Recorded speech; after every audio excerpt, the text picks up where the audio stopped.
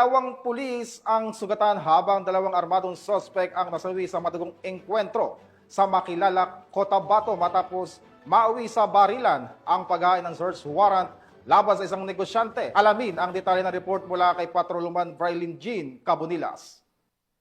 Ang dalawang pulis mula sa 1203rd Maneuver Company ng Regional Mobile Force Battalion 12 habang patay ang dalawang individual sa naganap na engkwentro sa paghain ng search warrant sa Barangay Bulacanon, Makilala, Cotabato nito lamang madaling araw ng Huwebes, Agosto 14, 2025. Kinilala ni Police Lieutenant Colonel Rolly C. Oranza, Chief of Police ng Makilala Municipal Police Station, ang mga sugatang pulis na sina Police Corporal Jason A. Hongko at Patrolman Christian A. Nera, pawang mga membro ng 1203rd Maneuver Company. Samantala, kinilala ang dalawang nasawi sa engkwentro na sina alias To at alias Ped, kapwa security personnel ng target ng operasyon na kinilala na si alias Ramon, isang negosyante.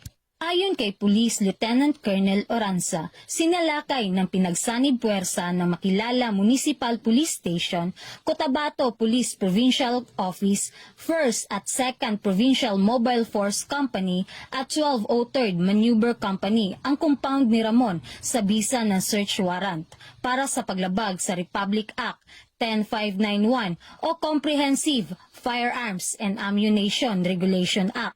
Na-recover sa pinangyarihan ng insidente ang iba't ibang matataas na kalibre ng armas, bala at pampasabog.